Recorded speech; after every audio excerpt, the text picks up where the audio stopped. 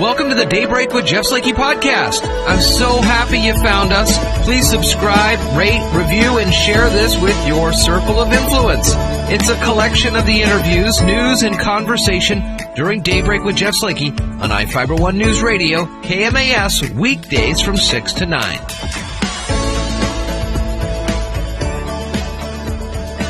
Good Tuesday morning. The sun is shining. It's beautiful out there. I hope you are gearing up for a great day today. Spencer, good morning to you. Hey, good morning. It's going to be a warm one, 83 today. Oh, it was warm yesterday. It was. And I think that's the trend all week, right? I mean, it'll be kind of in the upper 70s, low 80s the rest of the week. Yeah, exactly right. Mid to upper 70s, some low 80s.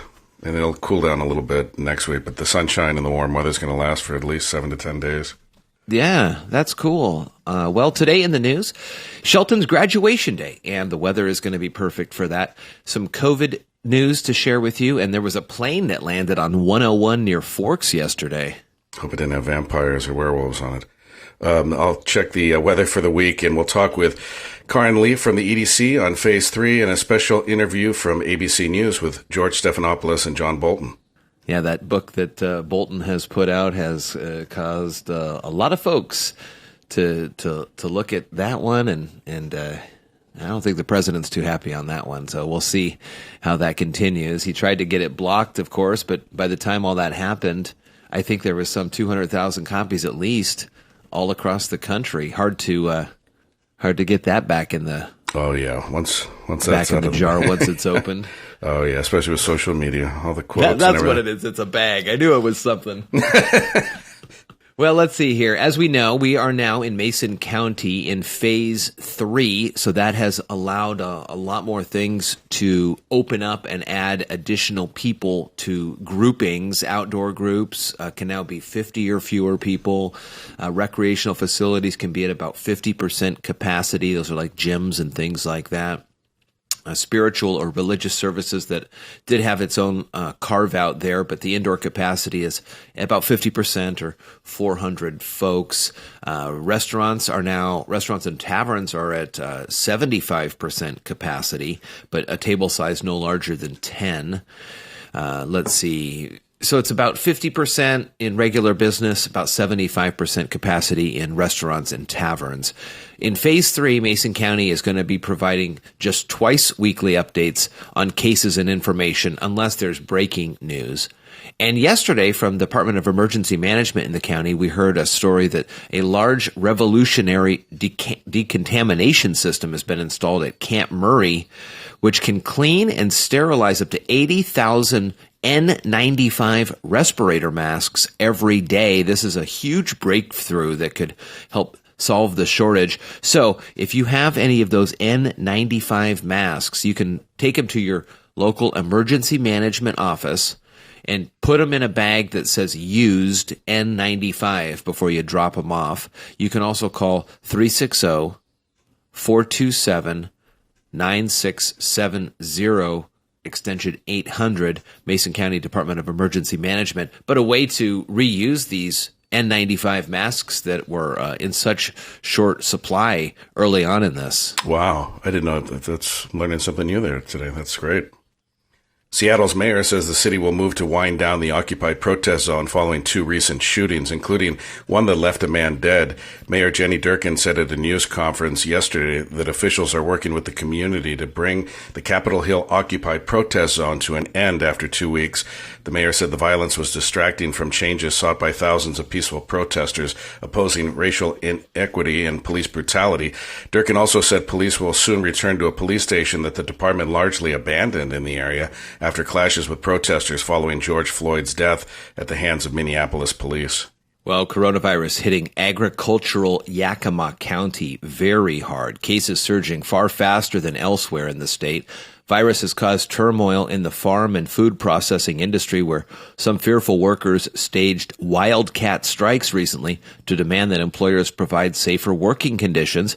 Efforts to slow the spread among the county's 250,000 residents have so far failed. Yakima County is only one in Washington that has remained in Phase 1 during the lockdown. Of course, that is the most restrictive stage.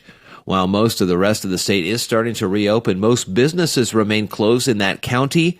And the governor says many people aren't wearing masks, and he did make that an order there for folks in Yakima to make sure they have face coverings. A small plane made an emergency landing on U.S. Highway 101 on the Olympic Peninsula. That's according to the Washington State Patrol. Troopers and medics responded to the scene Sunday, but the small fixed-wing experimental plane was able to land safely. The pilot was uninjured and was able to maneuver the aircraft off the main roadway so that it was not blocking traffic. It is unknown if the aircraft suffered mechanical or electrical failure at this time. WSP reports everyone on board is safe. Well, that's good to know. Well, today, big day in the lives of many in Shelton as it's high school graduation day. So folks are going to start gathering around, I would say, I think the graduating seniors are kind of like at a 9:30, 9:45 this morning, gather for their first sets of the last names of letterings. But there's so much support and behind the scenes staff that will start to get there early this morning and set up. So just be advised, there's going to be a ton of traffic, obviously, moving through the Shelton High School OBJH area as we're going to, have this graduation today. And it's going to be a unique experience for everybody involved. And just a big congratulations to all the seniors who've made it over the 12 years, or all the other students throughout the school district that have really worked hard over the last few months to make this end of the school year a positive. It's been very tough. I know personally in the house, it's been tough to keep that education going and exciting for Kaiser, and just engaging with him. So yes. Congratulations to the parents, to the kids, to the graduates. It's an exciting day and a kind of a interesting way to put a wrap on things. No, absolutely. And on the bright side, it's probably one of the toughest school years any student will have to endure. You would think in recent memory, anyway, right? I mean, I think that's pretty. It's a big achievement that these kids have. So it's even on top of all the achievements they've already, experienced. That's pretty cool. All right, more Daybreak Show is coming up. From the iFiber One News Radio studios, you're listening to Daybreak. Hey, good morning, everybody. Jeff Slakey and Spencer Hughes on the Daybreak Show, and via Zoom video conference, Karin Leaf from the EDC in Mason County. Good morning, Karin. How are you? I'm good, Jeff. How are you? I am well. Good to talk with you. We heard the great news that Mason County has been moved into Phase 3 during the Washington's Safe Start Reopening Plan. And when it comes to Phase 3, we're allowing a little bit more folks and a little bit larger numbers of gatherings. You at the EDC, you and Jennifer at the EDC have been really at one of the forefronts here when it comes to the information going from the state and the county through those daily briefs and then out to the businesses. And I know you've got some worksheets that are available for businesses as they start the Phase 3 reopening. And we're not going to go through the whole checklist today, but there are definitely some things that folks who haven't opened or are further expanding their opening need to be aware of, because if I'm correct, there may be a time when someone from the state will come in and take a look and make sure you're following the guidelines. True. They have representatives from LNI that, could potentially come into the neighborhood and ask for your safety plan, just what you have outlined for your employees, for their safety, for your customers, to make sure that you've got the proper social distancing, your plexiglass, your masks, all of that in place and ready to go. We've seen a lot of unique ways that businesses have tried to adhere to the social distancing and the partitions and things like that.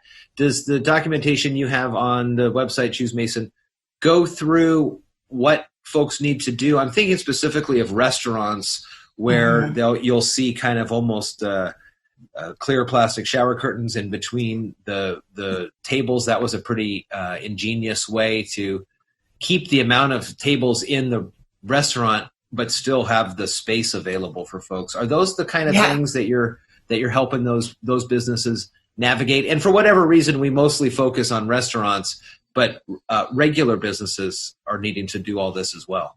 True. Yeah. Any business, and especially the ones that have opened up now in phase 3, need to have those plans in place. And it is, I've gone out to some businesses to see how folks are doing now, and having the opportunity to talk to some that are now open and to see their plans. And like you said, the shower curtain, that's far less expensive for them than the plexiglass or acrylics.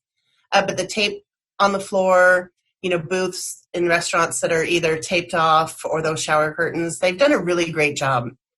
I think that they have, it's important for them to be open. They want to make sure that they've got everything, all their ducks in a row. Our community, our businesses, they've all done a really great job. I think between the county, the EDC, and the chambers, we've really pushed out the information from the state. The guidance that the governor has given us, and it's helped a great deal. One of the things that Spencer and I have been talking about, and we went into it a little bit yesterday on the show, was the fact that businesses are not the ones necessarily that are, they're obviously concerned about everyone, but they're not making these rules up on the fly. This is directives come down, even perhaps federally, state, county, citywide. Do you have information on your website, or is there information on that worksheet about how to handle a possible customer who is not wanting to follow your directives, whether that is face coverings mandatory, the social distancing, or trying to bring in larger than groups of 10 people? Do you have documentation about how you can, what businesses should do about that?